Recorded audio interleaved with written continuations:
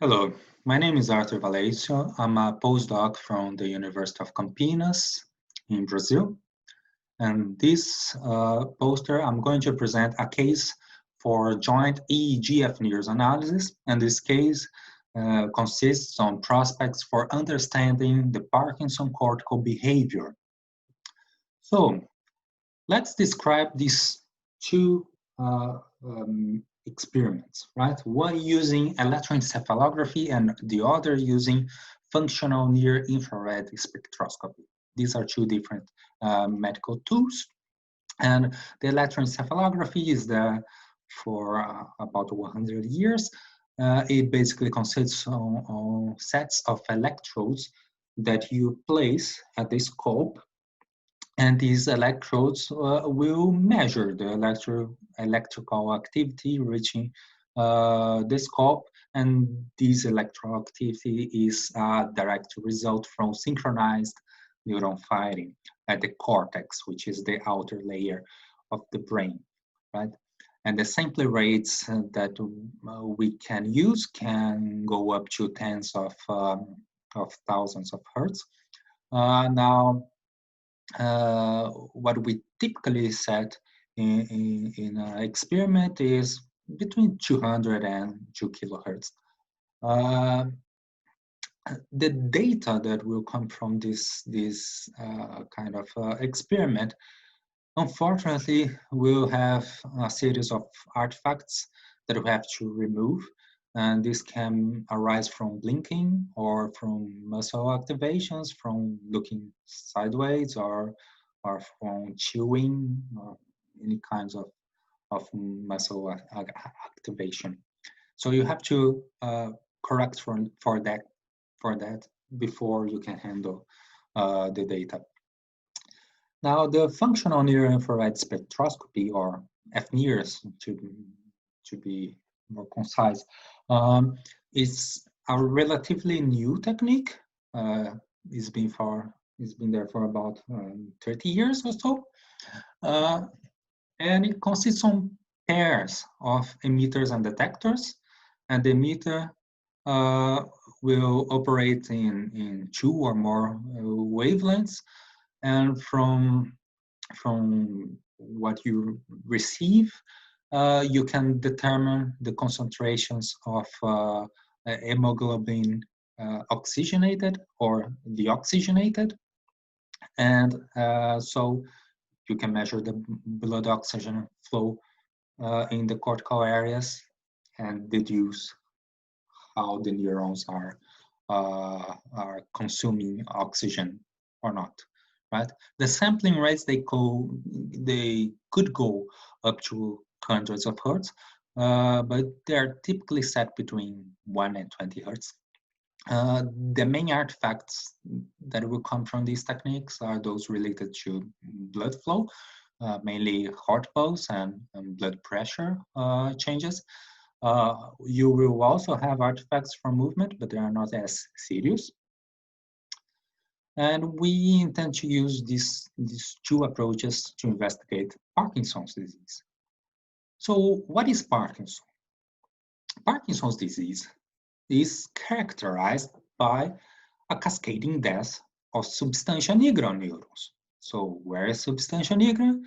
Is right here in this inner part of the brain, right? It's a very thin layer of neurons that communicate with each other through dopamine.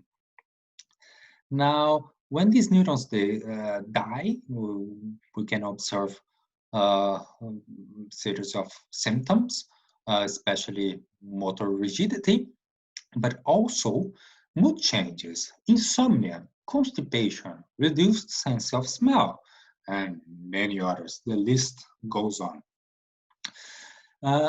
As this area connects to many areas of the cerebral cortex, we should expect that the cortex will have a different pattern of activation than from a normal person. So how this cortex will respond functionally to these changes is still an active area of research. Right here, I cite a paper that was published this year, and you can find many others. In particular, one widely used treatment consists on implanting surgically an electrode right here in the subthalamic area and emitting pulses of electric current to compensate for the neurons that were lost. And for a time, this treatment is really effective in alleviating the motor symptoms when associated with the medicine, the levodopa. However, we are still investigating how the surgical implant can influence the cortical changes in the outer layer of the brain, right? And how we investigate that could be using the EEG associated with the fNIRS, right? So this joint apparatus is desirable because the EEG can provide a more direct measure of how the neurons in the cortex are functioning, because it measures electricity, right? It also EEG is a good tool because it provides a greater temporal resolution, and we have a greater knowledge of active artifact patterns because we know EEG since the 19th century. However, those movements artifacts, although present, they are significantly lower in the fNIRS compared with EEG.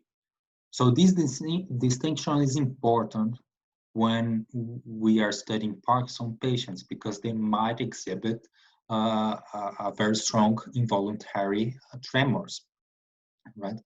So fNIRS, we would have data that in principle could be more analyzable than with EEG.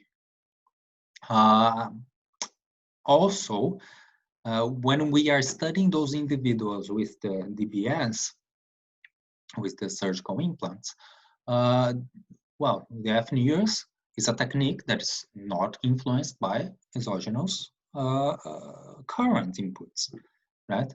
So it only records the brain responses.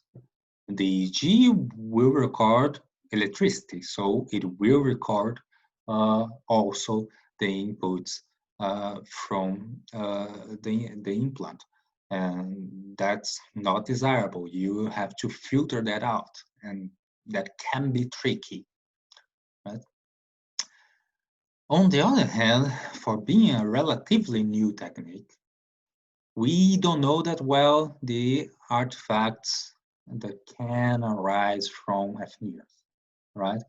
So it is a good approach if more hybrid experiments using EEG and fNIRS together, they could be done, because then we could bridge the gap of knowledge and develop better artifact removal procedures.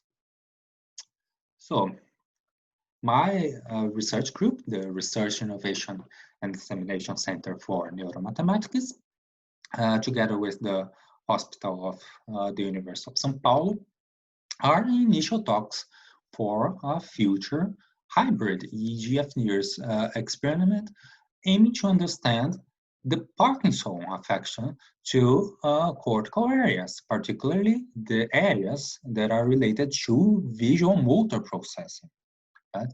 And we are aiming to include those individuals that are following the deep brain stimulation treatment. Now, what are we going to do with the data, right? The data from the EEG and the fNIRS will be used to reconstruct the dynamical functional connectivity patterns meaning how different areas of the cortex are associating to each a long time, right? During the experiment, right? And we are going to do that using not only correlation tools, but mainly information theory tools, such as mutual information or transfer entropy. So that's it that I had to say. Thank you very much for listening to my talk. And thanks also to the sponsors, FAPESP, who granted my fellowship and also who supports my research group. And also thanks for the members from my research group and from the clinics hospital of the University of São Paulo.